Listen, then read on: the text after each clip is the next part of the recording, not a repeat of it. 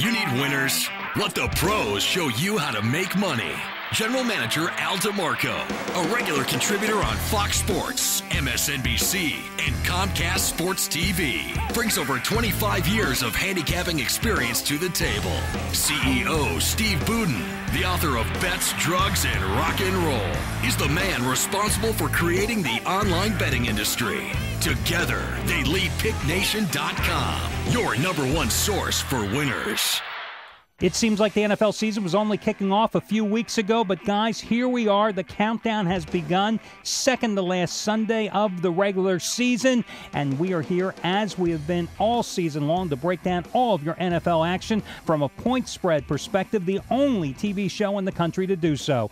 This is the Pick Nation Report. I'm Al DeMarco along with Steve Budin. We are here every Sunday, as I said, breaking down your games. We are going to preview every single contest on today's card, give you our opinions, talk about how you can get not only our opinions, but our best bets on the board for free today, plus the plays of all the handicappers at PickNation.com as well. And Steve, I'll tell you, as I've said many times in this program over the course of the season, I look at games as a professional handicapper, something I've been for 25 years, from a matchup perspective, from a personnel perspective, because I use the experience that I gained being a former sports reporter, a guy that used to be in the locker rooms, on the fields, around players. The same way that I used to analyze a game when I had to write up a story, either a preview or a game story, a wrap afterwards. Those are the skills that I put into being a handicapper, and it's one of the reasons I've won 8 straight weeks. You, of course, totally different perspective, son of a bookmaker, one of the most famous in the country, the guy that literally created what we now know as the offshore sports book industry. You look at everything, I guess, really 2 ways: as a bookmaker and as a guy who used to service gamblers. Well, that's true. And so being a former bookmaker, obviously, I've said it before, unlike you, they don't let me near the locker room. But what I do is I go ahead and take my 25 years experience and the contacts that I have in this industry that nobody else has. And I use those opinions to formulate my plays. And as you can tell, this Sunday I'm going for my 7th winning Sunday in a row. I'm on a big run. It's 14-5 plus 400 dimes. So as you can tell, that theory has gone very well, and that whole way of operating has gone very well for me. And for the uninformed, we talk a lot about dimes. Now, in the old days of Vegas betting, you would say, hey, a dime was a dime bettor was coming in, he was dropping $1,000 on a game. But in our concept here, and the way we're talking about it, we're talking about units of measure that do 2 things. First of all, they help you know how we like a game on a predetermined scale, and it also helps you in terms of bankroll allocation. So that 400 dimes, break it down for those that are uninformed. What has a gambler won? Right, so it's 400 units. So, at $10 a unit, gamblers are up $4,000. And the important thing about the dimes, and you can just replace the word dimes for units if you wanted to.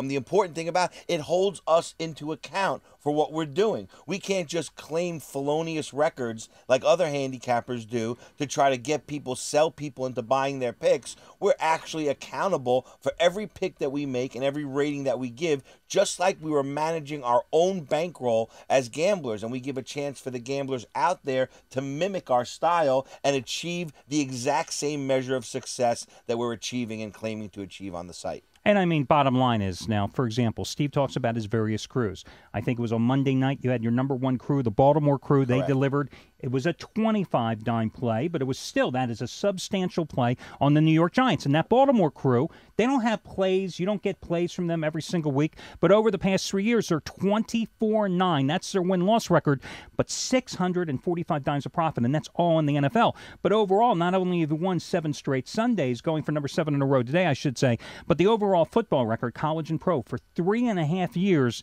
98, 74-3. Forget about the win-loss record. It's really inconsequential. I tell people all the time that's one of the biggest misconceptions they have about us as sports handicappers. The bottom line is the net profit, 820 dimes. That's a 3.5-year period, how much people have won in football. And a lot of people in the beginning, I came out, I was very hot when 10-1 to start. Oh, it's just beginner's luck.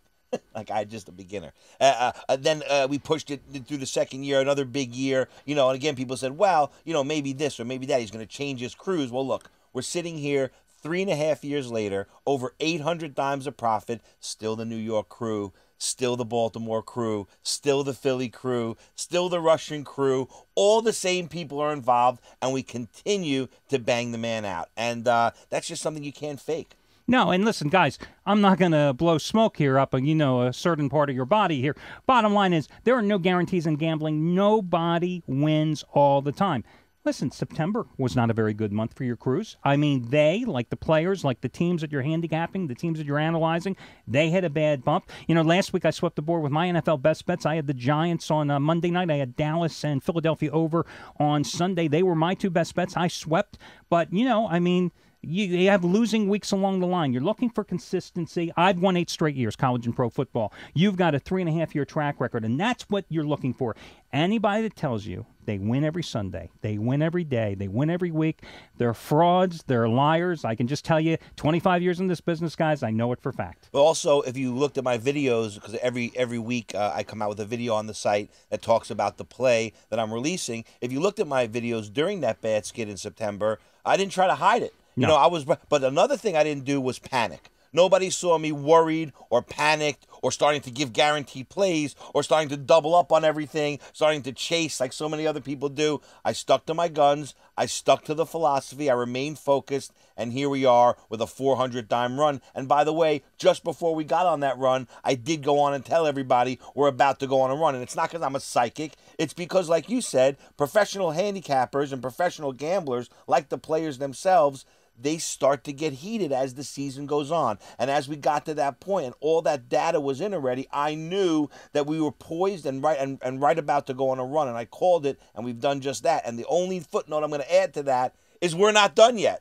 No, we are not done yet. Exactly. Listen, guys, last 2 weeks of the NFL regular season, it's tough. You've got to navigate the waters a little bit because there are some teams that have already been eliminated, some teams that are already playing toward next year. There are some teams with that in mind, not only knowing that they're playing toward next year, but also wanting to rest key performers with the playoffs approaching. Certain coaches that won't be back next year. Exactly. So you have to really be more than just a handicapper on the surface. You have to really get down and look at which teams are going to be inspired, which teams have added motivation, which teams have nothing to play for. But we'll talk about that. We'll also talk about how you can get all the plays of myself and Steve and all 13 of the handicappers at picknation.com today for free. And we're going to talk about some big-time scams in this business because we're here to expose them for you. But first, we're going to head to the phones, and we're going to pick up with John, who's been patiently waiting from Baltimore. How you doing, John?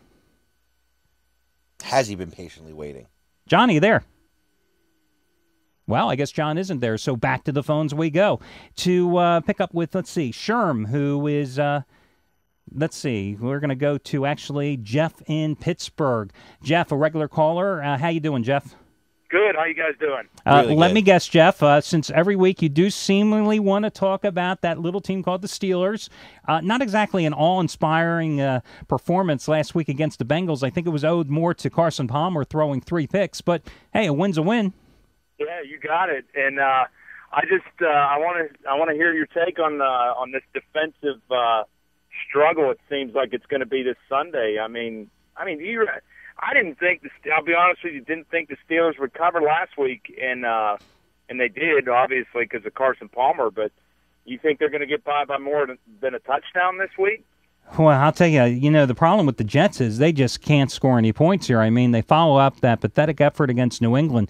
I had the Patriots that night 2 Mondays ago as my biggest play of the year, and I laughed when I saw that Rex Ryan buried the ball to bury the game. Well, you can't bury the memories of the 40 or the 53 players on your roster, and they played like they had a hangover, a Patriots-inspired hangover. They were pathetic. Playing at home, I don't care that it rained. I mean, the best tackle they made was the one with the coach kneeing the player on the kickoff return. Listen, that was just a pathetic off. Right now, Mark Sanchez is not playing with any confidence. The defense is actually holding the Jets in the games. But, last year, late in the season, Sanchez was not throwing the ball extensively. He was not putting up 30 or 40 times a game like he did last week because they were riding the ground game. And at this point last year, you had Sean Green coming on, Thomas Jones, who's just a war horse and a tank. He gets stronger as the season goes on. This year, they got rid of Jones. They gave the job to LT. I don't know. I think LT is wearing down. The ground game is not delivering. And when you put the pressure on Sanchez, who, remember, is just a second-year quarterback, I think that's bad news. And the Steelers are going to come after him.